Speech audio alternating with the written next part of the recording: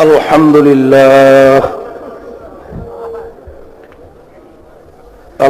لله نحمده ونستعينه ونستغفره ونؤمن به ونتوكل عليه ونعوذ بالله من شرور أنفسنا من يهده الله فلا مضل له ومن يضلله فلا هادي له ونشهد أن لا إله إلا الله وحده لا شريك له ونشهد أن محمدا عبده ورسوله أما بعد فأعوذ بالله من الشيطان الرجيم بسم الله الرحمن الرحيم يا أيها الذين آمنوا صلوا عليه وسلموا تسليما اللهم صل على سيدنا ونبينا وشفيعنا وحبيبنا ومولانا محمد صلى الله عليه وعلى آله وأصحابه وبارك وسلم اللهم صل على سيدنا ونبينا وشفيعنا وحبيبنا ومولانا محمد صلى الله عليه وعلى آله وأصحابه وبارك وسلم اللهم صل على سيدنا ونبينا شفيعنا وحبيبنا ومولانا محمد صلى الله عليه وعلى آله وأصحابه وبارك وسلم أعوذ بالله من الشيطان الرجيم بسم الله الرحمن الرحيم يا أيها الذين آمنوا اذكروا الله ذكرا كثيرا وسبحوه بكرة وأصيلا صدق الله العلي العظيم আল্লাহ পাক রব্বুল আলামিন দরবারে লাখ কোটি শুকরিয়া আদায় করতেছি যেই মহান রব্বুল আলামিন আপনাকে আমাকে অর্ধ মরা ঘুম থেকে আবার সুস্থ সহি সালামতে রেখে তার ফরজ হুকুম ফজরের নামাজ আদায় করার পরে দ্বীনি আলোচনায় এই মজলিসে বসার যে আল্লাহ তৌফিক দান করলেন শুকরিয়া তাই সবাই বলে আলহামদুলিল্লাহ।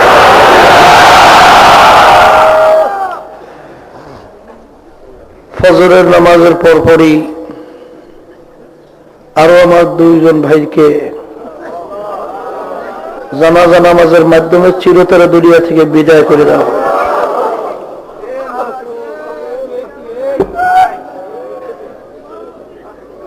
সবসময় মনে রাখতে হবে আল্লাহ রাসূল সাল্লাল্লাহু আলাইহি ওয়াসাল্লাম বলছেন দৈনিক যদি কমপক্ষে 20 বার মৌতের কথা স্মরণ করতে পারো শহীদের দরজা পাইয়া বিনা হিসাবে বেহেশতে যাইতে পারবা। আসলে আমাদের মৌতের কথা ভুলে যাওয়ার কারণেই যত আমাদের ভিতর থেকে আল্লাহ বিরোধী কার্যক্রম, বিভিন্ন ধরনের অত্যাচার, বিভিন্ন ধরনের নাফরমানি আমাদের থেকে প্রকাশ পাইতেছে। আল্লাহ এক বাদশা পীর সাহেব হুজুরের কাছে মুরিদ হয়েছিল। হুজুর সবক দিয়েছেন, বাবা দৈনিক সকাল বৈকাল 2 সময় 100 বার করিয়া মৌতের কথা স্মরণ করবা। হুজুরের কথা মানার জন্য বাদশা স্বর্ণ দিয়ে তাসবির গোটা তৈরি করছে। এখন সকাল সন্ধ্যায় বসে বসে মৌত মৌত মৌত জিকির করে। হুজুরের কাছে যারা হইল, হুজুর আপনি তো আমাকে সবক দিলেন, কিন্তু আমার তো কোনো পরিবর্তন আমি বুঝতেছি না। তখন হুজুর জিজ্ঞাসা করছে, বাবা তুমি কিভাবে মৌতের কথা স্মরণ করো? বলে, হুজুর আপনার কথা সম্মানার্থে আমি স্বর্ণ দিয়া তাসবির গোটা তৈরি করছি, এরপর সকাল সন্ধ্যা বসে এরকম মৌত মৌত আমি জিকির করি। তখন হুজুর বলছিলেন, বাবা আমি তোমাকে যেইভাবে মৌতের স্মরণ করতে বলছি সেইভাবে হয় না। হুজুর কিভাবে করতে হবে? বলে, তোমাকে আমি একবার হাতে নাতে গিয়ে শিক্ষা দিয়ে আসবো। হুজুর চলে গেছেন রাজদরবারে, যাই দেখেন বাদশাহ রাজ সিংহাসনে বসা। হুজুর জিজ্ঞাসা করতেছেন, বাবা ওই যে তুমি বসে আছো ওখানে কি আমাকে একটু বসতে দেওয়া যায়? বলে, হুজুর এটা তো রাজ সিংহাসন, এখানে কাউকে বসতে দেওয়া যায় না। কারণ হুজুর ওখানে যে বলবে সেই রাজা, আমাকে বসতে দেওয়া যাবে না। হুজুর আপনি তো হুজুর মানুষ, আপনার তো বাদশার ওরকম লোভ লালসা নাই, আপনাকে বসতে দেওয়া যায়, তা আমাকে একটু বসতে দাও। যখন হুজুরকে বসতে দিলেন হুজুর জিজ্ঞাসা, আমি কি এখন রাজা? বলে, হুজুর এখন আপনি রাজা। বলে, আমি এখন যা বলবো তাই হয়? বলে, যা বলবেন তাই হবে। তখন হুজুর ডাক দিয়ে বলে, জল্লাদ এদিকে আসো। বাদশাকে ইঙ্গিত করে বলল, তাকে বাঁধতে ফেলাও, তাকে কতল করতে হবে। জল্লাদ চলে আসছে, তাকে বাঁধতে ফেললো, কতল করবে প্রস্তুতি গ্রহণ করছে। বাদশাকে বান্দার পরে তিনি কাঁদতে কাঁদতে কাঁদতে কাঁদতে হঠাৎ বেহুশ হয়ে পড়ে গেছে। তখন হুজুর হুকুম দিলেন, জল্লাদ কতলের হুকুম তার উপর থেকে উঠেই দেওয়া হলো, তার কানে কানে বলো যে আপনার উপর থেকে কতলের হুকুম উঠেই দেওয়া হয়েছে, আপনাকে কতল করা হবে না। অনেক সময় বলার পরে আস্তে আস্তে একটু হুশ হয়েছে, কি বলতেছো? বলে, বলতেছি আপনার উপর থেকে কতলের হুকুম উঠে দেওয়া হয়েছে, আপনাকে কতল করা হবে না। উঠে বসছে, কিন্তু এখনো শরীরের ভিতরে থরথর কাঁপ যায় নাই। তবে হুজুর জিজ্ঞাসা করেন, বাবা তোমার এরকম অবস্থা হইল কেন? শুধুমাত্র জল্লাদকে বললাম যে কতল করতে হবে, তোমার এরকম অবস্থা হইল কেন? তখন রাজা বলতেছে, হুজুর আমি তো বাদশাহ, আমি তো আইন জানি। আপনি যখন জল্লাদকে ডাকিয়ে বলছেন তাকে বান্ধব কতল করতে হবে, হুজুর যখন আমি আমার ভিতরে এরকম ইয়াকিন হয়ে গেছে যে আমি দুনিয়াতে আর নাই, যখন আমি দুনিয়া থেকে বিদায় হয়ে যাইতেছি এই কথা যখন আমার স্মরণে আসছে, এরপরে হুজুর কি হয়েছে আমি নিজে বলতে পারি না। তখন হুজুর বলতেছেন, বাবা তোমাকে যে আমি কি দৈনিক 100 বার মৌতের কথা স্মরণ করতে বলছি, এই 100 বারের সবে মাত্র একবার হয়েছে, এইভাবে স্মরণ করতে বলছি।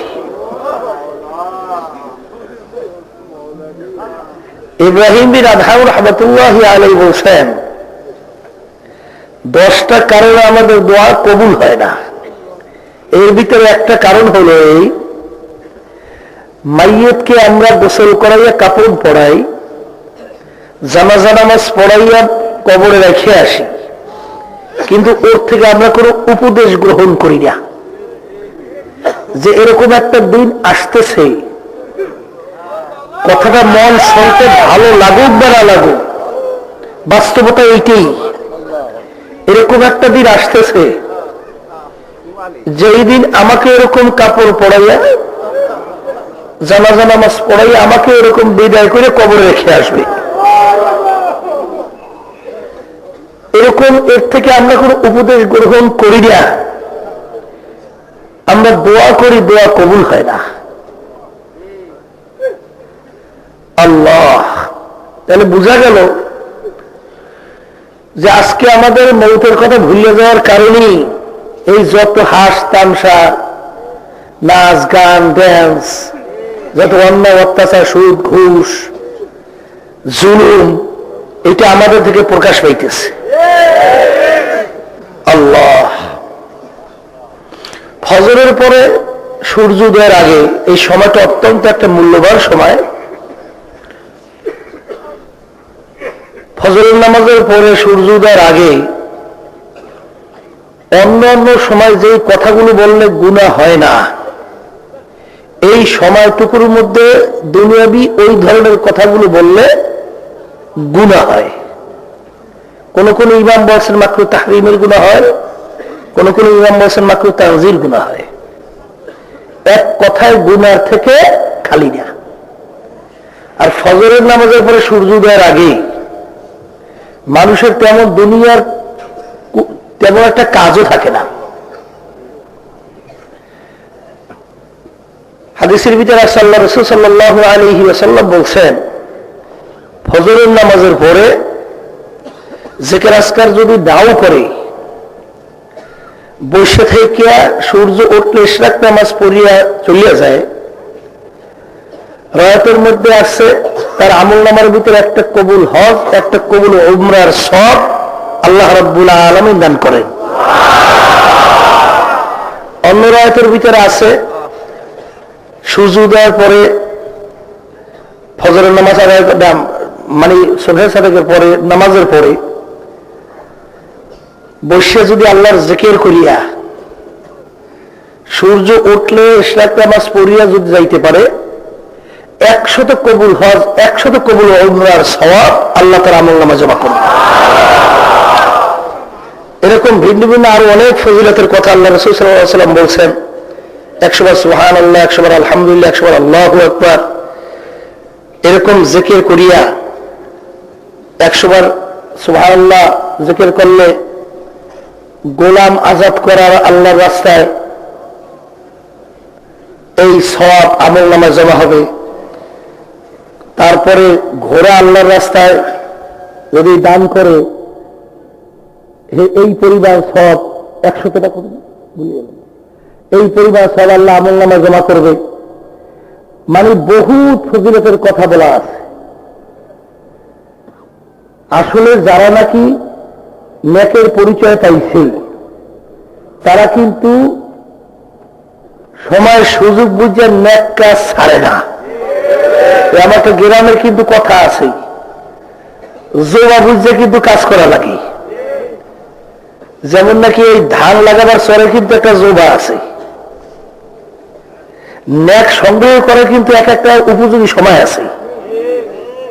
এই ফজরের নামাজের পরে সূর্য উদয়ের আগে এই সময়টা নেক কামাই করা একটা জোবা। তাহলে বোঝা গেল আল্লাহ রাব্বুল আলামিন প্রত্যেকটা তার বিশ্বাসী বান্দা বান্দীকে লক্ষ্য করে বলছেন, আমার বিশ্বাসী বান্দা বান্দীরা তোমরা আমার জিকির বেশি বেশি পরিমাণে করো। সবাই বলি সুবহান। বিশেষ করে ভোরে এবং বৈকালে এই দুইটা সময় আমার তাসবিহ এবং তাহলিল আদায় করো। এখানে আল্লাহ রাব্বুল আলামিন তার বিশ্বাসী বান্দা বান্দীদেরকে বেশি বেশি তার জিকির করতে বলছে। অনেকে কিন্তু বর্তমানে দেখা যায় জিকির তো করেই না, বরঞ্চ জিকিরের বিরোধিতা করে। আর একটা ব্যাপার, সমাজের ভিতরে এরকম চালচলন কার্যক্রমে দেখা যায়, যারা পীরের মুরিদ হয়েছে এরাই সকাল সন্ধ্যায় বসে একটু আল্লাহর জিকির করে। আর যারা নাকি পীরের মুরিদ হয় নাই, এরা আল্লাহ রাব্বুল আলামিনের জিকিরের ধারে কাছেও যায় না। মনে হয় কি তাদের কার্যক্রম দেখলে যে পীরের মুরিদ হইলে তাদের জিকির করা লাগবে, আর পীরের মুরিদ না হইলে তাহলে জিকির লাগবে না। এখানে আল্লাহ রাব্বুল আলামিন কি কোনো পীরের মুরিদকে ভিন্নভাবে বলছেন নাকি? যে পীরের মুরিদরা সকাল সন্ধ্যা আমার জিকির করো? ভাই এখানে আল্লাহ রাব্বুল আলামিন কি বলছেন আলেমেরা তোমার সকাল সন্ধ্যা আমার জিকির করো? কি বলছে? তাহলে বুঝা গেল আল্লাহ রাব্বুল আলামিন বলছে হে আমার বিশ্বাসী বান্দা বান্দীরা, তোমরা সকাল সন্ধ্যা আমার জিকির বেশি বেশি পরিমাণে করো। তাইলে জিকির অনেকে আমরা করি না, জিকির কিন্তু কারো ভাগের না, এটা কিন্তু ভালো করে বুঝছেন। জিকির কারো ভাগের নাকি? আল্লাহ রাব্বুল আলামিন কিন্তু প্রত্যেকটা বিশ্বাসী বান্দা বান্দীকে লক্ষ্য করে বলছেন তোমরা আমার জিকির বেশি বেশি করো, বিশেষ করে ভোরে বৈকালে আমার তাসবিহ এবং তাহলিল আদায় করো।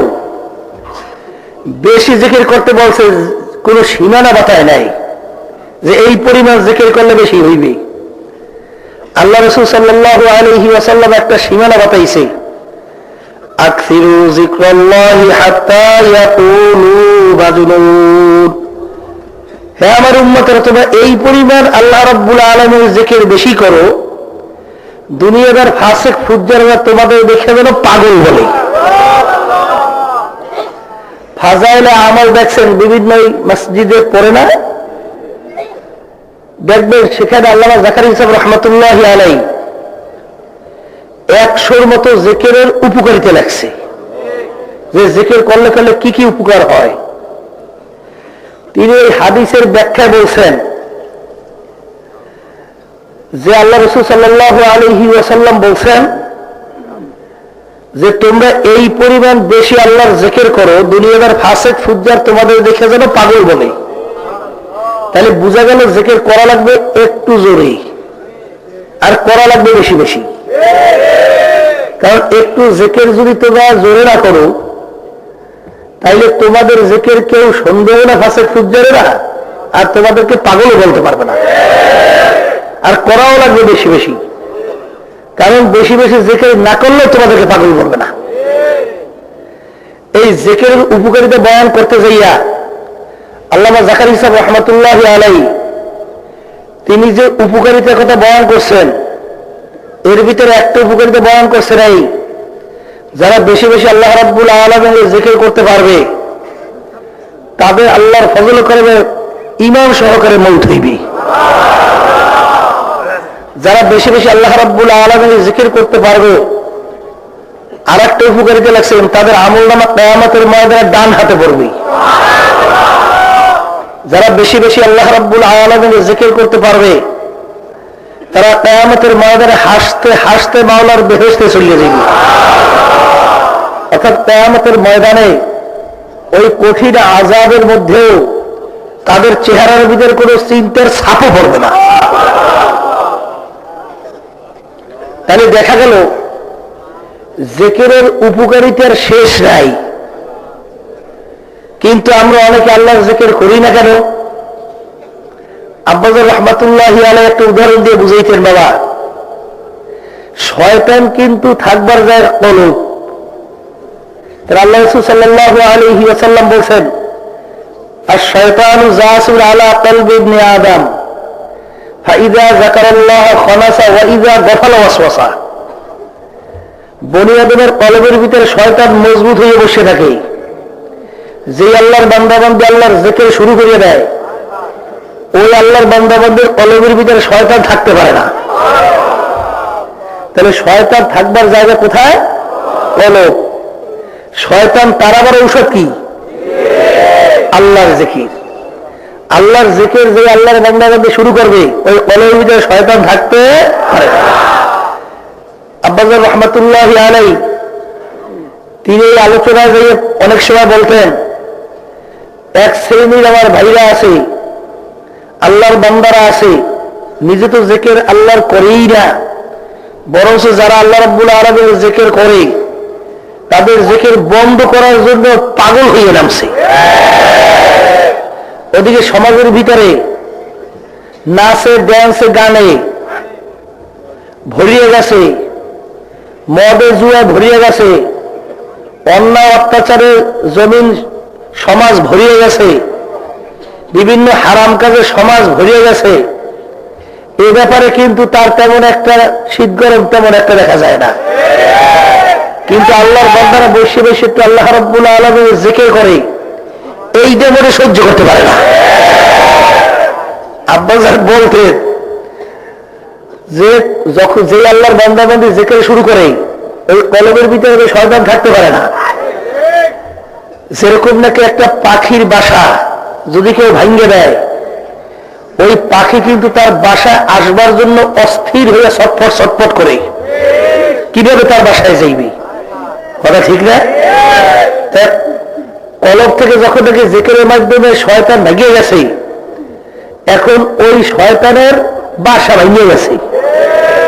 এখন শয়তান তো মানুষের সুরাত ধরে এসে আপনার আমার পাও ধরে বলবে না, ভাই আপনার পা ধরছি, আমার বাসাটা ভাঙিয়ে গেছে, আমার বাসায় যাইতে চাই, আপনি একটু জিকিরটা বন্ধ করেন, কে বলতে পারবে? তো ওই শয়তান যে কিছু এই ধরনের সুরাতের ব্যক্তির ভিতরে ঢুকে তাদের মাধ্যমে আল্লাহর জিকির বন্ধ করার জন্য পাগল হয়ে নামছে। জোরে বলেন কথা ঠিক কিনা? ওই সর্বনে এক আল্লাহর বান্দা ছিল, আগে নামাজ পড়তো না। ওই কালকে শুনলাম যে এক আল্লাহর বান্দা আসছে, জীবনে ওযু করে নাই, এখানে এসে প্রথম ওযু করছে। এইরকম কোনোদিন নামাজ পড়ে নাই, দিনের পথে চলে নাই, ইসলামের কথা শুনতেও পারতো না। সর্বনে আসার পর আল্লাহ রাব্বুল আলামিন তাকে একটা এমন বুঝদান করছে, এখন বাড়িতে গিয়ে নামাজ পড়ে অন্যায় কাজ হারিয়ে গেছে, সকাল সন্ধ্যায় বসে বসে আল্লাহর জিকির করে। এখন ওই একজন এসে বলতে আছে, মিয়া তুমি যেরকম মসজিদে জোরে জোরে জিকির করা জায়েজ নাই,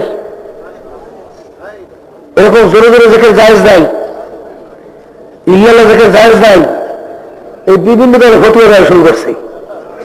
তখন ওই আল্লাহর বান্দা একটু আকাক্কা মার্কা তো, বুঝলেন না? সে আর বলতে আছে যে মৌলবী, আমি তো আগে মেয়েদেরকে নাচাইতাম, আমি মদ জুয়ায় লিপ্ত ছিলাম, তখন তোমাকে আমার বাড়িতে দাওয়াত দিছি, আমার বাড়িতে এসে দাওয়াত তো খাইছো, হাদিয়া দিছি, পকেটে লইছো, এই সময় তো আমাকে একদিনও বলো নাই যে এইটা জায়েজ দেয়, এইটা জায়েজ দেয়, এইটা জায়েজ দেয়। এখন আমি তো সর্বনাই গেছি, আল্লাহ একটু আমাকে দূরের বুঝতেছি, আর এখন একটু আল্লাহর জিকির ভোরে বিকেলে বসে করতে আছি, তুমি এখন পাগল হয়ে গেছে জিকির বন্ধ করার জন্য। তাহলে শোন, দ্বিতীয়বার করলে একটা পিরিয়ড দিয়ে মাথাটা ভালোই ভালো হবে। এই মৌলবী আজকে চুপ হয়ে গেছে, কথা বোঝেন নাই? মেয়েদের আসলে যে সুন্দর মতো আজ্ঞা বান্ধে, হ্যাঁ আর ক্ষতি হয় না। আর ফতুয়া বাজে আল্লাহর জিকির বন্দাবান্দি করে আল্লাহর দিকে ঝুঁকতেছে, এই ব্যাপারে খুব বন্ধ করার জন্য পাগল হয়েছে। কথা ঠিক না? ওদিকে দেখবেন আল্লাহ, তাহলে বুঝা গেল আল্লাহ রাব্বুল আলামিন জিকিরের ব্যাপারে অনেকে বলে ইল্লাল্লাহ জিকির জায়েজ দেয়, অমুক জায়গায় বহুত কিতাব আল্লাহর ফজল করবে, ওই মুজাহিদ প্রকাশনার থেকে প্রকাশ করা হয়েছে, ওগুলো আপনারা নিয়ে পড়বেন। আর সবচেয়ে বড় কথা হইলে আমি প্রায় সময় বলি, ওই যে হাটাজারির মুফতি সাহেব মোহতামিম সাহেব হুজুর সর্বনে আসছিল বছর 2 আগে ফাল্গুন মাসে বাড়া হইলে, অনেক কিছু উপস্থিত ছিলেন। হুজুরকে জিজ্ঞাসা করছিল যে হুজুর ইল্লাল্লাহ জিকির জায়েজ আছে? তখন হুজুর উত্তর দিছিলেন, যারা বলে ইল্লাল্লাহ জিকির জায়েজ নাই ওগুলো আলেমই না, কিতাব বুঝিই নাই। পেপারে আসছে বলে শুনছি যেগুলো আলেম বলে গুনাহ হইবে, ওগুলো বুঝিই নাই কিছু। আর হাটাজারি মোহতামিম সাহেব হুজুর হে বোঝে নাই, বোঝে ছুটকে নেয়। কথা বোঝেন না? বোঝেন নাই? একটু পয়সা ঘেরান দেখাইলে দৌড়ে 5 বার, এইটাই বলছে এখন। আর এরা বোঝে নাই। রশিদ আহমদ গঙ্গী রহমতুল্লাহি আলাইহি কুতুবুল আলম, তাম দুনিয়ার সবচেয়ে বড় কুতুব ছিল।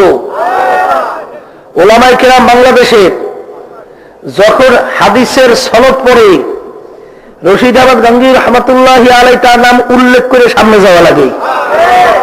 এত বড় মুহাদ্দিস ছিলেন, প্রায় 1 লক্ষর মতো হাদিস সনদ সহ তার মুখস্থই ছিল। এত বড় ফকি ছিল, এত বড় মুহাদ্দিস ছিল, সে বুঝে নাই, বুঝে ছুটকে নেয়। কথা ঠিক না বেটি? মানুষ মোড়ে নামাজি হয় না, মানুষ মোড়ে দ্বীনের পথে আসে না। একটু আল্লাহ রাব্বুল আলামিন তাকে বুঝ দেওয়ার মাধ্যমে এখন নামাজি হয়েছে, লোক দেখে নামাজের জন্য ডাকে। ওদিকে সমাজের ভিতরে গান, নাচ, ড্যান্স, বিভিন্ন বেহায়াপনা, ইসলামের বিরুদ্ধাচরণে সমাজ গেছে ভরিয়া। এ ব্যাপারে তার চিন্তাও নাই, কিভাবে ফিরাইবে হে চিন্তাও নাই। কিন্তু আল্লাহর বান্দা একটু আল্লাহ বসে বসে জিকির করে, এইটা সহ্য করতে পারে না। আল্লাহর জিকির শুনলে আগুন ধরিয়ে যায় শয়তানের গায়ে। কার গায়ে আগুন ধরে? কারণ শয়তানের গায়ে আগুন ধরে, এই জন্যই তো শয়তান কলমে থাকতে পারে না। আল্লাহর জিকিরের মাধ্যমে আগুন ধরে শয়তানের গায়ে জ্বালা পড়া শুরু হয় শয়তানের গায়ে। তুমি তোমার গায়ে আগুন ধরছে কা? তাহলে কি তুমি শয়তানের সাগরে? তোমার গায়ে আগুন ধরলো কা? তাহলে বুঝে গেল এই আব্দাল বাইরে এসে আল্লাহর জিকির কিভাবে বন্ধ করবে। বলে কথা ঠিক কিনা? শোনেন, এরপরে যদি বেশি পেশাবেশি করে সোজা করিয়ে দেবে আমাকে তরিকার ঔষধ, তাহলে আর চালাই করতে হবে না। এটা আমাদের তরিকার ঔষধ, অত তর্ক আপনার দরকার নেই, ঔষধ করলে তর্ক হাজির করতে হবে না। কথা ঠিক আছে? আমরা রুগীদেরকে ঔষধ বাঁচাইছেন হুজুর, আমরা ঔষধ ব্যবহার করব, আপনারা চিল্লে চিল্লি করলে যাই সবগুলাই যাই বোঝেন। তাহলে আল্লাহ রাব্বুল আলামিনের জিকির করলে, আল্লাহু আকবার, এর উপকারীদের কি নাই? উপকারীদের কোনো শেষ নাই। এরপর দেখবেন কুল্লু ইনাইন ইয়াতারাশা বিমা ফীহি, যেই ভান্ডের ভিতরে যা থাকবে কাজ করলে কিন্তু তাই পড়বে। বোতলের ভিতরে পানি রাখছেন, কাজ করলে পানি পড়বে। তৈল রাখছেন, তৈল পড়বে। প্রসাব রাখছেন, প্রসাব পড়বে। যেই আল্লাহর বান্দাবান্দির কলবের ভিতরে মাওলার জিকির বসাইছে, ঠিক আল্লাহর ফজল করবে মৌতের পূর্ব মুহূর্তে তার জবান থেকে মাওলার জিকির বের হয়ে যায়। এরকম একটা দুইটা ঘটনা না, শত শত প্রমাণ আছে, শত শত। এই বাংলাদেশে আল্লাহু আকবার। ওই যে খুলনায় আমাদের ইসমাইল সাহেব হুজুর রহমতুল্লাহি আলাইহি, তিনি আজকে আমাদের মাঝে নাই। আল্লাহ তার কবরকে বেহেশতের বাগান বানাইয়ে দাও। ইসমাইল সাহেব হুজুরের হালকার ভিতরে একজন মুজাহিদ ছিল, আল্লাহু আকবার। ওই তিনি যখন অসুস্থ বেশি হয়ে বললেন, অসুস্থের কথা শুনিয়া তার মেয়ে জামাই, ওই জামাই ছিল হাফেজ, আসছে শ্বশুরকে দেখাবার জন্য, মেয়ে আসছে আব্বাকে দেখার জন্য। আসার পরে আল্লাহু আকবার, যখন সুবহে সাদেক হয়ে গেল, তখন তিনি বলতেছেন জামাইকে, দুলামে ওঠেন, এই ওযু করেন, আজান দেন, আমি আজান শুনিয়া আমার মালিকের বাড়িতে যাব। মালিকের ডাকে বাড়ি সারা দিয়ে চলিয়ে যাইবি। যখন নাকি বললেন দুলামে উঠে থেকে সুবহে সাদেক হয়ে গেছে, তিনি ওযু করিয়া যখন নাকি আজান দিতেছিলেন, মেয়ে ওযু করিয়া পাশে কোরআন কারীম তেলাওয়াত করতেছিল, যখন ওখানে দুলামে বলতেছে লা ইলাহা ইল্লাল্লাহ, আর ওই আল্লাহর বান্দা এর আগে মেয়েকে বলতেছে ইশারা করিয়া যে আমাকে মেসওয়াক দাও। ওই আল্লাহ রাসূল সাল্লাল্লাহু আলাইহি ওয়াসাল্লাম মেসওয়াক চাইছিলেন, ওই মেসওয়াক করছে, মেসওয়াক করাই দিল। ওই আল্লাহর বান্দা যখন বলছে লা ইলাহা ইল্লাল্লাহ, আরে আল্লাহর বান্দা বলছে লা ইলাহা ইল্লাল্লাহ, এই বললে আর দুনিয়াতে নাই, দুনিয়াতে আসে তাকে আর পায় নাই। হাদিসের ভিতরে আল্লাহর হাবিব বলছেন, যার শেষ হবে কলেমা ফাদাখালাল জান্নাত, সে বেহেশতের ভিতরে ঢুকিয়া যাইবে। ভালো করে মনে রাখতে হইবে, মৌতের সময় কিন্তু কেউ ইচ্ছা করিয়া কলেমা পড়বে, মাওলার জিকির করবে, এটা কিন্তু কোনদিন সম্ভব না। কারণ মৌতের পূর্ব মুহূর্তে মানুষকে দেখছেন, আল্লাহু আকবার, আল্লাহু আকবার। বাবারে চক্ষু যায় উল্টা, অনেকে লাগতো ফেনা যায় বের হইয়া, অনেকের শরীরের ভিতরে খিঁচুনি উঠে যায়, ওই সময় কেউ ইচ্ছা করে মাওলার জিকির করবে, কলেমা পড়বে, কোনদিন সম্ভব না। কিন্তু কুল্লু ইনাইন ইয়াতারাশা বিমা ফীহি, যেই ভান্ডের ভিতরে যা থাকবে কাজ করলে কিন্তু তাই পড়বে।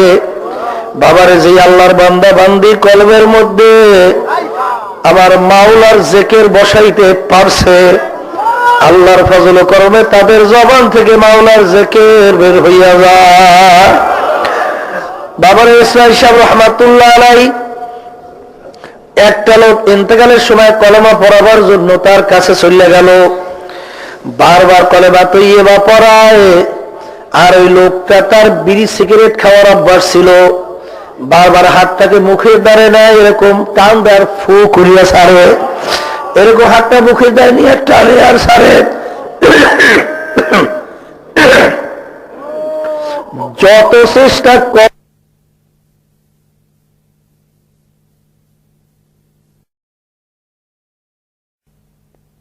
আল্লাহু আকবার। চৌবনে একজন মুজাহিদের কথা কিছুদিন আগে শুনলাম। বাবার ওই ঢাকা না কোন জায়গাতে যখন নিয়ে আসতেছিল, আল্লাহু আকবার 2 দিন না কয়দিন পর্যন্ত হুশ নাই। ইন্তেকালের পূর্ব মুহূর্তে হুশ হয়ে গেছে। হুশ হইয়া আল্লাহু আকবার বলতে আছে, তোমরা সবাই মাওলার জিকির করো। আর মাওলার জিকির করতে আছে, লা ইলাহা ইল্লাল্লাহু মুহাম্মাদুর রাসূলুল্লাহ। এইটা বলার পর আল্লাহর বান্দা দুনিয়া থেকে বিদায় হয়ে চলে গেল। আমাদের শাইখ মুর্শিদ আল্লাহ কুতুবুল আলম ফজলুল করিম রাহমাতুল্লাহ আলাইহি, বাবারে ইন্তেকালের সময় আমি পাশে বসা, আরো অনেকজন আমাদের পাশে বসা ছিল। এই বসা অবস্থায় হঠাৎ মাথাটা একটু ঝুঁকাইছে সামনে, হাতটা একটু সামনের দিকে ঠেক লাগাইছে, মাথাটা নোয়াই দেখি জবানটা চালু হয়ে গেল। এরপর আমার হাতটা খুব পিছনে লাগালো। এরপরে দেখি আল্লাহর বান্দা দুনিয়াতে না।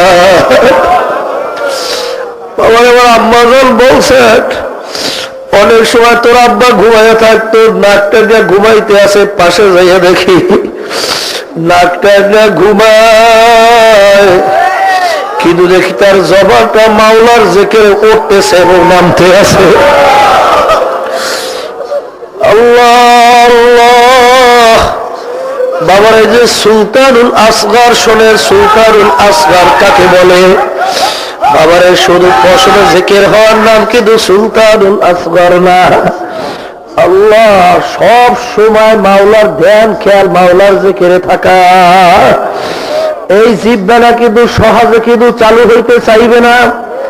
আব্বাজান রহমাতুল্লাহ আলাইহি একটু উদাহরণ দিয়া বলতেন, বাবা একটা ইঞ্জিন বাবারে একজন দুইজনে ঘুরাইয়ে স্টার্ট উঠানো যায় না, কিন্তু এই ইঞ্জিনকে যদি তুই বাবারে বহু সেল ব্যাটারির মাধ্যমে যদি একবার স্টার্ট উঠাইয়া দেওয়া যায়, দেখ ভাই ইঞ্জিন তো চলবে চলবে, বড় বড় জাহাজ দিয়ে দৌড়াইতে থাকবে। ঠিক আমার বাবারা, আল্লাহু আকবার আল্লাহু আকবার। এই পলক কিন্তু সহজে স্টার্ট হইতে চায় না, জিহ্বা কিন্তু মাওলার জিকির সহজে চালু হইতে চায় না। কিন্তু আল্লাহর ফজল করবে পুরাপুরি শরীয়তের উপরে আমল করিয়া, সুন্নাত তরিকার উপরে পুরাপুরি থাইকা যদি আল্লাহর ফজল করবে একবার মাওলার জিকির করতে করতে করতে করতে যদি একবার এরকম ভাবে আল্লাহর ফজলে স্টার্ট উঠাইয়া দেওয়া যায়, দেখবা বাবারে হাঁটতে আসো খেয়াল নাই, মাওলার জিকির তোমার জিহ্বাটা চলতে আছে, তোমার খেয়াল নাই, দেখবা কলবের ভিতরে আমার মাওলার জিকির হইতে আছে। হাটাজারি মুফতি সাহেব রহমাতুল্লাহ আলাইহি ইন্তেকালের আগে আগে যখন ডাক্তাররা আসলো হুজুরকে পরীক্ষা করার জন্য, যখন নাকি টেলিস্কোপ না মাইক্রোস্কোপ যখন নাকি সিনার ভিতরে ধরলো, দৌড়িয়া শুনতে আছে সিনার ভিতর থেকে পরিষ্কার শব্দ আসতে আছে, আল্লাহ আল্লাহ আল্লাহ।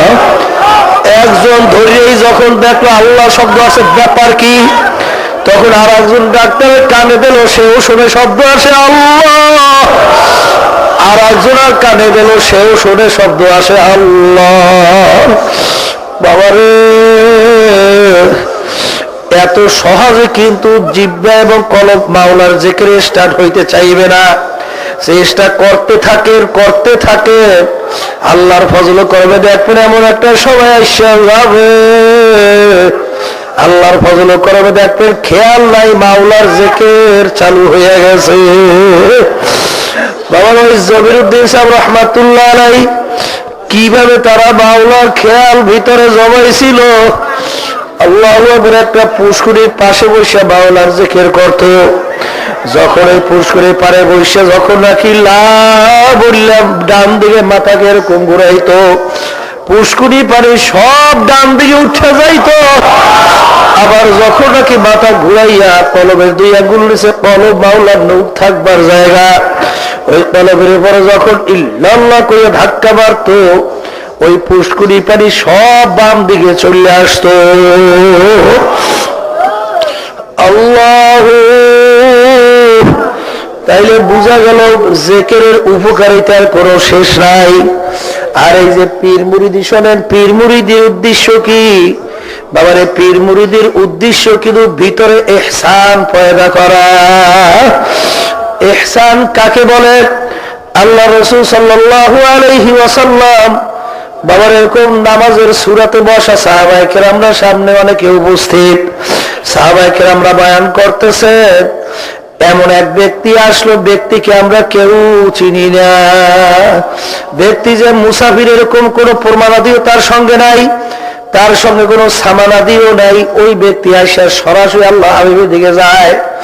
আল্লাহ রাসূল সাল্লাল্লাহু আলাইহি ওয়াসাল্লাম নামাজের সূরাতে বসা, ওই ব্যক্তি যাই আল্লাহর হাবিবের হাঁটু মোবারকের সঙ্গে হাঁটু মোবারক মিশাইয়া বসলো। সাহাবায়ে কেরামরা তাকাই দেখতে আছে, ব্যক্তি কে, আমরা তো তাকে কেউ চিনি না। আর সে যে মুসাফিরের কোনো প্রমাণাদিও কোনো সামানাদিও তার সঙ্গে নাই।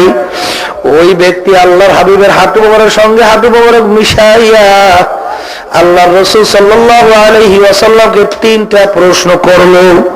তিনটা প্রশ্নের ভিতরে একটা প্রশ্ন, মাল ইহসান ইয়া রাসূলুল্লাহ, হুজুর ইহসান কাকে বলে? তখন আল্লাহ রাসূল সাল্লাল্লাহু আলাইহি ওয়াসাল্লাম উত্তর দেয়, আনতা আবুদাল্লাহা কাআন্নাকা তারাহু ফাইন লাম তাকুন তারাহু ফাইন্নাহু ইয়ারাক। ইহসান বলা ওই জিনিসকে তোমরা মাওলার ইবাদত এমন ভাবে করো গোয়াকে মনে হয় যেন মাওলাকে দেখতে আসো। ওই পরিবার যদি অবস্থা তোমাদের ভিতরে তৈরি না হয়, অন্তত এতটুকু খেয়াল করো, যদি ওরা কি আমার মাওলাকে আমি দেখি না, আমার মাওলা তো আর অন্ধ না, আমার মাওলা তো আমাকে দেখে। তাহলে বাবারে ভালো করিয়া বোঝো, যে কোনো ইবাদতের ভিতরে দুই অবস্থার যে কোনো এক অবস্থা থাকা লাগবে। হয়তো আমার মাওলাকে আমি দেখতে আসি, অথবা আমার মাওলা আমাকে দেখতে আসে। এই দুই অবস্থার যে কোনো অবস্থার ভিতরে যদি পয়দা না হয়, তৈরি না হয়, বাবার ওই ইবাদত কিন্তু কবুল হবে না। আমার আব্বা রহমাতুল্লাহি আলাইহি এই হাদিসের ব্যাখ্যা এরকম ভাবে সুন্দরভাবে বলতেন, বাবার এক চক্ষুওয়ালা ব্যক্তি যখন জজের সামনে দাঁড় হয়, দেখবেন সুখে খুব জড়সড় আদব সহকারে দাঁড় হয়। যদি চক্ষুওয়ালা ব্যক্তিকে জিজ্ঞাসা করে, হে ব্যক্তি, ও আসামি, তুমি জজের সামনে এরকম করজোড় হইয়া কেন দাঁড় হইলা? তখন ওই চক্ষুওয়ালা আসামি উত্তর দেবে, আমাকে জজ সাহেব দেখে, আমিও জজকে দেখি, এই জন্য আমি আদব সহকারে জড়সড় হইয়া দাঁড় হয়েছি। আল্লাহ আল্লাহ। আর যখন অন্ধ ব্যক্তিও জজের সামনে দাঁড় হয়, সেও কিন্তু খুব আদব সহকারে কিন্তু দাঁড় হয়। যদি অন্ধ ব্যক্তিকে জিজ্ঞাসা করে, হে অন্ধ, তুমি এরকম জড়সড় হইয়া কেন দাঁড় হইলা? তখন কিন্তু উত্তর দেবে, যদিও নাকি আমি অন্ধ, আমার জজ তো আর অন্ধ না। যদিও নাকি আমার জজকে আমি দেখি না, কিন্তু আমার জজ তো আর অন্ধ না, জজ তো আমাকে দেখে। এর জন্য আমি খুব বড় সড় হইয়া দাঁড় হইলাম। ঠিক বাবারে, যে কোনো ইবাদতের মধ্যে যে কোনো দুইটা অবস্থার একটা অবস্থা কিন্তু ভিতরে থাকাই লাগবে। আনতা আবুদাল্লাহ কাল্লাকা তারাহু ফাইন লাম তাকুন তারাহু ফাইন্নাহু ইয়ারাক। তোমরা মাওলার ইবাদত এমন ভাবে করো গোয়াকে মনে হয় যেন মাওলাকে দেখতে আসো। ওই পরিবার অবস্থা যদি ভিতরে তৈরি না হয়, অন্তত এতটুকু খেয়াল করো, যদিও আমার মাওলাকে দেখি না, আমার মাওলা তো আর অন্ধ না, আমার মাওলা তো আমাকে দেখে।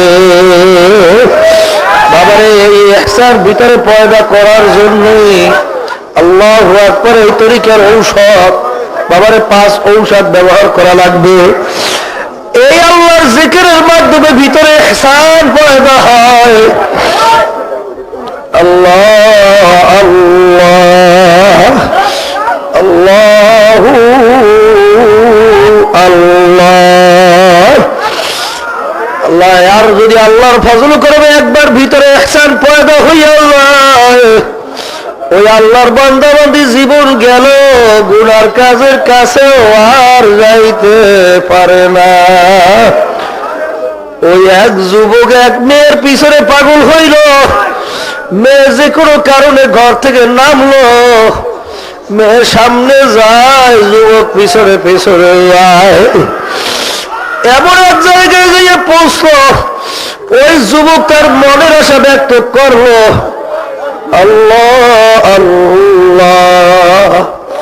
তখন মেয়ে বলল, যুবক একটু ঘুরিয়া দেখো সবাই ঘুমাইছে কিনা। যুবক ঘুরিয়া এসে বলে, সবাই ঘুমাইয়া পড়ছে। তখন ওই মেয়ে ডাক দিয়া বলে, ও যুবক, আমার মাওলা সম্পর্কে কি ধারণা? আমার মাওলা কি ঘুমাইছে? আল্লাহ আল্লাহ।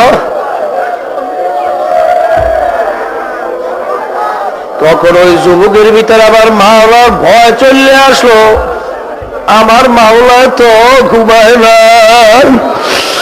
তখন ওই যুবকের ভিতরে আবার মাওলার ভয় এমন ভাবে ঢুকলো, ওই মাওলার ভয়তে ওই যুবক ওই গুনাহ থেকে ফিরে আসলো। আর আল্লাহ রাব্বুল আলামিন বলছে, ওয়ালাহান নাফসা আনিল হাওয়া ফাইন্নাল জান্নাতা হিয়াল মাওয়া। যারা নাকি আমার মাওলার ভয়, আমার মাওলার জাহান্নামের ভয়, গুনার থেকে ফিরে আসবে, নফসকে ফিরিয়ে রাখবে, তার ঠিকানা হবে বেহেশত। বাবারে, যখন নাকি মাওলার ভয় ভিতরে ঢুকিয়া মাওলার খেয়াল যখন নাকি ভিতরে চাইপে গেল যে আমার মাওলা তো ঘুমায় না, আমার মাওলা তো দেখতে আছে, বাবারে এই খেয়াল যদি আল্লাহর ফজলে একবার ভিতরে জন্মে যায়, ওই আল্লাহর বান্দাবাদী যত গোপনে যাওক না কেন, যত অন্ধকারে যাওক না কেন, ওই আল্লাহর বান্দাবান্দি কোনদিন গুনার কাজে লিপ্ত হইতে পারবে না। দুনিয়ার কেউ দেখে না, কিন্তু আমার মাওলা তো তাকাইয়া রইছে। এই খেয়াল যদি একবার কারো ভিতরে ভিতরে আল্লাহর ফজলে একবার চাপিয়ে যায়, ওই আল্লাহর বান্দাবান্দি জীবন গেল আর গুনার কাজের কাছেও যাইতে পারে না। আল্লাহ আল্লাহ। আনতা আবুদাল্লাহ কান্নাকা তারাহু ফাইন লাম তাকুন তারাহু ফাইন্নাহু ইয়ারাক। তোমরা মাওলার ইবাদত এমন ভাবে করো গোয়াকে মনে হয় যেন মাওলাকে দেখতে আসো। ওই অবস্থা যদি ভিতরে তৈরি না হবে, এতটুকু খেয়াল করো, যদিও নাকি আমার মাওলাকে আমি দেখি না, আমার মাওলা তো আর অন্ধ না, আমার মাওলা তো আমাকে দেখে। বাবার এই ইহসান ভিতরে পয়দা হয় মাওলার জিকির বেশি বেশি করলে। আল্লাহু আকবার, আল্লাহু আকবার, আল্লাহু আল্লাহ, আল্লাহু আল্লাহ। তাইলে মাওলার জিকির বেশি বেশি করলে ভিতরে ইহসান পয়দা হয়। এক পীর সাহেব এক বোকা মুরিদকে বড় মহব্বত করত। অন্যান্য মুরিদরা বলা শুরু করলো, এই বোকা মুরিদটাকে হুজুর এত কেন মহব্বত করে? হুজুরের কানে যখন এই কথা পৌঁছলো, তখন হুজুর মুরিদদেরকে ডাইকা প্রত্যেক মুরিদের হাতের মধ্যে একটা জ্যান্ত মোরগ বা মুরগি দিয়া, একটা ছুরি হাতের মধ্যে দিয়া হুজুর বলল, ও মুরিদেরা, এমন জায়গায় যাইয়ে মুরগি বা মোরগ জবাই করবা, কেউ যেন না দেখে। মুরিদেরা হুজুরের কথা মানার জন্য কেউ চলে গেল গভীর জঙ্গলে, কেউ দেখে না মুরগি জবাই করলো। কেউ চলে গেল বিভিন্ন ঘরের ভিতরে পর্দা দিয়ে মুরগি বা মোরগ জবাই করলো, কেউ দেখে নাই। কেউ পানির ভিতরে উদাহরণ ডুব দিয়ে মুরগি বা মোরগ জবাই করলো, কেউ দেখে নাই। কেউ বা মাটির গর্ত খুঁজতে ভিতরে যাইয়া মুরগি বা মোরগ জবাই করলো, কেউ দেখে নাই। সবাই মুরগি বা মোরগ জবাই করে হুজুরের সামনে নিয়ে আসলো। আর ওই বোকা মুরিদ জ্যান্ত মুরিদ মোরগ বা মুরগি হাতে নিয়ে এরকম চোখের ভিতরে পানি নিয়ে থর থর করিয়া কাঁপতে কাঁপতে হুজুরের সামনে উপস্থিত হয়ে গেল। হুজুর দমকের সুরে বলল, বোকা, সবাই আমার কথা মানল, তুমি আমার কথা কেন মানল না? তখন ওই বোকা মুরিদ কান্দে বলে, হুজুর, আপনি এমন শর্ত লাগাইছেন, এমন জায়গায় যে মুরগি বা মোরগ জবাই করবা, কেউ যেন না দেখে। হুজুর, আপনার কথা মানার জন্য হুজুর আমি সারা রাত্র ঘুমাইতে পারি নাই। হুজুর, আমি পাগলের মতো জঙ্গলে দৌড়াইছি, আমি পাগলের মতো বিভিন্ন গোপন জায়গায় দৌড়াইছি। আপনার হুকুম মানা লাগবে, মুরগি বা মোরগ জবাই করবো, কেউ যেন না দেখে। কিন্তু হুজুর, আপনি এমন এক শর্ত লাগাইয়া দিয়েছেন, এমন জায়গায় যে মুরগি জবাই করবো, কেউ যেন না দেখে। হুজুর, আমি গোপনে জঙ্গলে মুরগি জবাই করার জন্য গেলাম। যখন নাকি মুরগি জবাই করার জন্য প্রস্তুতি গ্রহণ করলাম, আহারে দেখি কেউ দেখে না, কিন্তু আমার মাওলা আমার দিকে চাইয়া রয়েছে। আপনার শর্ত লাগাইছে, কেউ যেন না দেখে, কিন্তু যেখানেই যাই সেখানেই দেখি আমার মাওলা আমার দিকে চাইয়া রয়েছে। হুজুর, আমি পানির মধ্যে যাই, দেখি আমার মাওলা চাইয়া আছে। হুজুর, আমি গর্ত খুঁজতে যাই, সেখানেও দেখি আমার মাওলা আমার দিকে চাইয়া রয়েছে। আর আপনি এমন শর্ত লাগাইছেন, এমন জায়গায় মুরগি বা মোরগ জবাই করব, কেউ যেন না দেখে। হুজুর, এই জন্য আমি মুরগি জবাই করতে পারি নাই।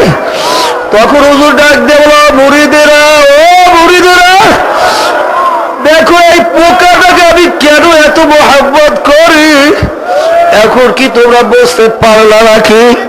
বাবারে, এই যে পীর মুরিদি, এর মূল উদ্দেশ্য কিন্তু ভিতরে ইহসান পয়দা করা। এই মাওলার জিকিরের মাধ্যমে ইহসান ভিতরে পয়দা হয়। আর আল্লাহর ফজলে করবে এই খেয়াল যদি একবার ভিতরে চাপতে যায় যে আমার মাওলা আমার দিকে চাইয়া রয়েছে, ওই বন্দাবান্দি জীবন গেল গুহার কাজের কাছেও যাইতে পারবে না। আল্লাহ আল্লাহ, বাবার আল্লাহু আকবার, আল্লাহু আকবার, আল্লাহু আকবার, আল্লাহু আকবার। হাদিসের ভিতরে আল্লাহর হাবিব সাল্লাল্লাহু আলাইহি ওয়াসাল্লাম বলেছেন, 7 প্রকার লোককে আল্লাহ রাব্বুল আলামিন কিয়ামতের ময়দানে তার আরশের নিচে স্পেশাল ডাইকে ডাইকে ছায়াদান করবে। এর ভিতরে এক প্রকার লোক যারা নাকি আল্লাহু আকবার গোপনে বসিয়া বসিয়া মাওলার জিকির করতে করতে চোখ দিয়া পানি দিয়া ভাসাইয়া দেবে, চোখ দিয়া পানি ছাড়িয়া কানবে। ওই চক্ষু আল্লাহু আকবার ফাফাজাত আইনাহু, ওই কেসবের লোককে আল্লাহ ডাইকে দা আরশের নিচে স্পেশাল ছায়া করবে। তাহলে বাবারে জিকিরের উপকারিতার কোনো শেষ নাই। জিকিরের মাধ্যমে আল্লাহর ফজলে করবে ভিতরে ইহসান পয়দা হয়। জিকির করলে আল্লাহর বান্দা বান্দীদের আল্লাহর ফজল করবে, মউত ঈমান সহকারে আল্লাহর ফজলে হওয়ার আশা করা যায়। আর জিকিরের মাধ্যমে কলব থেকে শয়তান দূর হয়। আর বাবারে জিকিরের মাধ্যমে বাবারে উপকারিতার কোনো শেষ নাই। কিয়ামতের ময়দানে আমলনামা আল্লাহর ফজলে ডান হাতে পড়বে। আল্লাহর জিকিরের মাধ্যমে কিয়ামতের ময়দানে হাসতে হাসতে বেহেশতে যাওয়া যাইবে। আর এমন কোন আল্লাহর ওলি দুনিয়ার থেকে যায় নাই যারা নাকি মাওলার জিকির বেশি বেশি করে নাই।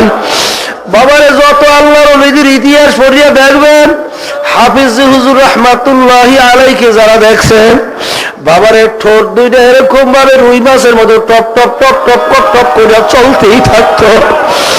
আল্লাহ আল্লাহু আল্লাহ, মাওলার জিকিরের ভিতরে যে কি মজা বাবার, এটা কিন্তু জাকিরিন ছাড়া কাউকে বোঝানো যাবে না। আল্লামা খাকারি রহমাতুল্লাহ আলাইহি বলছেন, 85 সাল ইমানি মুহাক্কাক সাদবা খাকানি কে কে দাম্বা খোদা বুদাং বেয়াজ তখতে সুলাইমানি। ও দুনিয়ার মানুষ, তোমরা শান্তি তালাশ করো, টাকা পয়সা বেশি কামাইয়ের ভিতরে শান্তি তালাশ করো, তোমরা সুন্দরী মেয়ে বিবাহ করার ভিতরে বেশি শান্তি তালাশ করো, তোমরা মেম্বার চেয়ারম্যান মাতুব্বার সভাপতি সেক্রেটারি হওয়ার মধ্যে শান্তি তালাশ করো। আমি খাকারে দীর্ঘ 30 বছর পর্যন্ত আমি শান্তি তালাশ করতেছিলাম কোন জিনিসের ভিতরে অন্তরে শান্তি পাওয়া যায়। আমি 30 বছর পরে এই সিদ্ধান্তে আমি পৌঁছলাম, আমি আমার জবান থেকে একবার যদি আল্লাহ শব্দ বের করে ছাড়িয়ে দেয়, আমি যে অন্তরে শান্তি পাই। তিনি উদাহরণ দিয়া বুঝাইলেন, সুলাইমান নবী আলাইহিস সালাতু ওয়াস সালাম তিনি নৃত্যে তাম দুনিয়ার বাদশাহী করিয়া তখতে সুলাইমানিতে উড়িয়া তিনি যে শান্তি না পাইছেন, আমি মাওলার জিকিরে একবার শব্দ আল্লাহর জিকির বের করলে তার চেয়ে আমি অনেক বেশি শান্তি পাই। বাবারে, আল্লামা খাকারি রহমাতুল্লাহ আলাইহি দীর্ঘ 30 বছর পর্যন্ত শান্তি তালাশ করলো। আর আমার মাওলাও বলছেন, আলা বিযিকরিল্লাহি তাতমাইন্নুল কুলুব। এ বান্দা বান্দীরা, তোমাদের অন্তরের শান্তি আমার জিকিরের মধ্যে। আমার মাওলাও বলছেন, তোমাদের অন্তরের শান্তি আমার জিকিরের মধ্যে। বাবারে, তাইলে অন্তরের শান্তি তুমি তালাশ করো দুনিয়ার বিভিন্ন টাকা পয়সার মধ্যে, বিভিন্ন সম্মানের মধ্যে, বিভিন্ন দিক থেকে শান্তি তালাশ করো রে বাবা, কিন্তু কোনদিন পাবা না। আমার মাওলা বলছেন, তোমাদের অন্তরের শান্তি আমার জিকিরের মধ্যে। তাইলে বুঝা গেল মাওলার জিকিরের ভিতরে অন্তরের শান্তি। বাবারে, এখন বুঝে আসুক বা না আসুক, আল্লাহু আকবার। আল্লাহ রাসূল সাল্লাল্লাহু আলাইহি ওয়াসাল্লাম বলছেন, লিকুল্লি শাইইন সিকালাতুন ওয়া সিকালাতুল কুলুবি যিকরুল্লাহ। প্রত্যেকটা জিনিস পরিষ্কার করার যন্ত্র আছে। যেরকম নাকি কাপড় পরিষ্কার হয়ে গেলে সাবান মারলে পরিষ্কার হইয়া যায়, রডের ভিতরে জং পড়লে যেরকম রেত মারলে রড পরিষ্কার হইয়া যায়। আল্লাহ রাসূল সাল্লাল্লাহু আলাইহি ওয়াসাল্লাম বলছেন, যে এরকম বনি আদম যখন নাকি একটা গুনাহ করে তার কলবের ভিতরে একটা কালো দাগ পড়িয়া যায়, আবার গুনাহ করে আর একটা কালো দাগ পড়ে, এরকম কালো দাগ পড়তে পড়তে কলবটা একটা বেড়াইমা কলবে পরিণত হইয়া যায়। আল্লাহ রাসূল সাল্লাল্লাহু আলাইহি ওয়াসাল্লাম বলছেন, ওই কলব পরিষ্কার করার যন্ত্র হইল মাওলার জিকির। তাইলে বাবারে, আল্লাহ রাব্বুল আলামিন আলামিন বলছেন তোমাদের দিলের শান্তি আমার জিকিরের মধ্যে। আল্লাহর হাবিব বলছেন কলব পরিষ্কার করার ঔষধ হইল মাওলার জিকির। ঈমান সহকারে আল্লাহর ফজলে মউত হইবে আল্লাহর ফজলে আল্লাহর জিকিরের মাধ্যমে। আল্লাহু আকবার। আমলনামা ডান হাতে পারবে তাও মাওলার জিকিরের মাধ্যমে। বাবার কিয়ামতের ময়দানে হাসতে হাসতে বেহেশতে যাওয়া যাবে তাও মাওলার জিকিরের মাধ্যমে। শয়তান কলব থেকে দূর হয় তাও মাওলার জিকিরের মাধ্যমে। আর পীর মুরিদির মূল উদ্দেশ্য ভিতরে ইহসান পয়দা হয় তাও মাওলার জিকিরের মাধ্যমে। তাইলে বাবার এই জিকির কিন্তু অত্যন্ত মূল্যবান সম্পদ। আল্লাহু আকবার। জিকির হইল মাওলার জিকির হলো ধর্মের মূল। বাবার যেরকম একটা গাছের যদি শিকড় না থাকে দেখবেন ওই গাছটার কিন্তু কোনো অস্তিত্ব থাকে না, পড়িয়া যায়। ঠিক যে আল্লাহর বান্দা বান্দির মধ্যে মাওলার জিকির নাই তার ভিতরে ধর্মেরও কিছু নাই। অনেকে কিন্তু বলে হুজুর তো কোরআন কারীম তেলাওয়াত করাও তো মাওলার জিকির, নামাজ পড়াও তো মাওলার জিকির, অন্যান্য ইবাদতের ভিতরে লিপ্ত থাকে তাও তো মাওলার জিকির। সবই মাওলার জিকির। এক হাদিসের ভিতরে আল্লাহর হাবিব বলছেন যে কোরআনুল কারীম তেলাওয়াত উত্তম জিকির। অন্য হাদিসে আল্লাহর হাবিব বলেছেন লা ইলাহা ইল্লাল্লাহ উত্তম জিকির। দোনো জিকিরকে আল্লাহর হাবিব উত্তম জিকির বলছেন। থানবী রাহমাতুল্লাহ আলাইহি এই দুই উত্তম জিকিরের ভিতরে একটা এরকম ভাবে সামঞ্জস্যতা তৈরি করছেন যে যাতে নাকি নিসবতে বাতিনি তৈরি হয়ে গেল, মাওলার সঙ্গে গোপন সম্পর্ক তৈরি হয়ে গেছে। তাদের কোরআনুল কারীম তেলাওয়াত করাই হইল বেশি বেশি উত্তম মাওলার জিকির। আর যাদের এখন পর্যন্ত নিসবতে বাতিনি অর্থাৎ গোপন সম্পর্ক মাওলার সঙ্গে এখন পর্যন্ত সৃষ্টি হয় নাই তাদের লা ইলাহা ইল্লাল্লাহ এই জিকির বেশি বেশি হলো উত্তম জিকির। এরপরে বাবারে এই যে অনেকে বলে হুজুর, এই যে অনেকে টিটকারি মারিয়ে বলে একদল আছে ইসলামী জামাত নাম দেয়, ইসলাম নাম দেয়, ওরা কিন্তু মাওলার জিকির শুনতেও পারে না, নিজেরাও করে না। অনেক সময় উদাহরণ দিয়া বলে সুবহানাল্লাহ শব্দের অর্থ মাওলা পবিত্র। এরকম ভাবে একদল লোক যদি বসে সন্তান বলে আব্বা আব্বা আব্বা, আব্বা বলবে সন্তানরা পাগল হয়েছে নিয়ে মেন্টাল হসপিটালে ভর্তি করো। ওইরকম উদাহরণ দিয়া বুঝায় যারা নাকি বসে বসে সুবহানাল্লাহ সুবহানাল্লাহ সুবহানাল্লাহ অর্থ কি আল্লাহ পবিত্র আল্লাহ পবিত্র আল্লাহ পবিত্র। আল্লাহ কি কখনো অপবিত্র ছিল নাকি? আমার বললে কি আল্লাহকে পবিত্র বানানো যাইবে নাকি? এরকম উদাহরণ দিয়ে বলে তাহলে আল্লাহ এরকম বলে ওইটা পাগল মেন্টাল হসপিটাল ভর্তি করো। সবাই জোরে বলে নাউযুবিল্লাহি মিন যালিক। বাবারে যদি বুঝে শুনে এই কথা কেউ বলে সে কাফের হইয়া যাবে। কারণ জিকির বেশি করতে বলছেন আমার মাওলা, জিকির বেশি করতে বলছেন আল্লাহ রাসূল সাল্লাল্লাহু আলাইহি ওয়াসাল্লাম। বুঝে শুনে বলিও, কথা মুখ সামলাইয়া বলিও আল্লাহু আকবার আল্লাহু আকবার। তাইলে বাবারে আমরা কেন সুবহানাল্লাহ আলহামদুলিল্লাহ আল্লাহু আকবার বেশি বেশি বলি? আল্লাহ মান্না গর্দাত পাকে আস্তাসবিহশা লেকে গর্দাত পাকে আস্তাসবিহশা। তুমি আর আমি বসে বসে বলতেছি সুবহানাল্লাহ আমার মাওলা পবিত্র, আমার মাওলা পবিত্র। তুমি আর আমি এই পবিত্র নাম যতবার মুখের ভিতরে উল্লেখ করব, আর তুমি আর আমি মানুষ যে অপবিত্র, ওই পবিত্র নামের গুণে আল্লাহর ফজল করবে তুমি আর আমি অপবিত্র মানুষ পবিত্র হইয়া যাব। বাবারা আতুরের দোকানে গেলে আতুরের ঘেরাল লাগে। আল্লাহু আকবার আল্লাহু আকবার। যে আল্লাহর বন্দাবান্দি বসে বসে আমার মাওলার জিকির করবে, আমার মাওলারও ঘেরা হয়ে আল্লাহর বন্দাবান্দির ভিতরে ঢোকিয়া। তাইলে বোঝা গেল মাওলার জিকিরের উপকারিতার কোনো শেষ নাই। বাবারে আল্লাহ রাব্বুল আলামিন ওই জুমার নামাজের কথা উল্লেখ করিয়া বলছেন ফাইদা কুদিয়াতিস সালাতু ফান্তাশিরু ফিল আরদি ওয়াবতাগু মিন ফাদলিল্লাহ ওয়াযকুরুল্লাহা কাসীরা। জুমার নামাজ আদায় করার পরে যখন তোমরা রিজকে হালাল অর্থাৎ হালাল রিজিক কামাইয়ের উদ্দেশ্যে যখন নামবা, ওই হালাল রিজিক কামাইয়ের মধ্যে আমার বেশি বেশি জিকির করো। বাবার এখানে নামাজের কথা উল্লেখের পরে এরপরে কিন্তু আল্লাহ রাব্বুল আলামিন বেশি বেশি জিকির করার জন্য বলছে। তাইলে বাবার এখানে আপনি হাল চাষ করতেছেন, ওখানে দাঁড়াই দাঁড়াই তো নামাজ পড়তে পারবেন না। ওখানে ওই জিকির, লফজি জিকির, সুবহানাল্লাহ, আলহামদুলিল্লাহ, আল্লাহু আকবার। বাবারে হাতে করো হাতের কাজ, মুখে লাও আল্লাহর নাম। এই জন্য বাবারে ওই অনেকে কিন্তু বলে হুজুর জিকির করতে ভালো লাগে না। বাবারে জ্বর উঠে যদি জিহ্বা নষ্ট হয়ে যায়, দেখবেন কোনো ভালো খাদ্য কিন্তু তার জিহ্বায় ভালো লাগবে না। এই জন্য খাদ্যের দোষ না, তোমার জিহ্বা জ্বর উঠে নষ্ট হয়ে গেছে। ঔষধ খাও, ডাক্তার দেখাও, আল্লাহর ফজলে যখন নাকি ভালো হয়ে যাবে, ভালো খাদ্য ভালো লাগবে।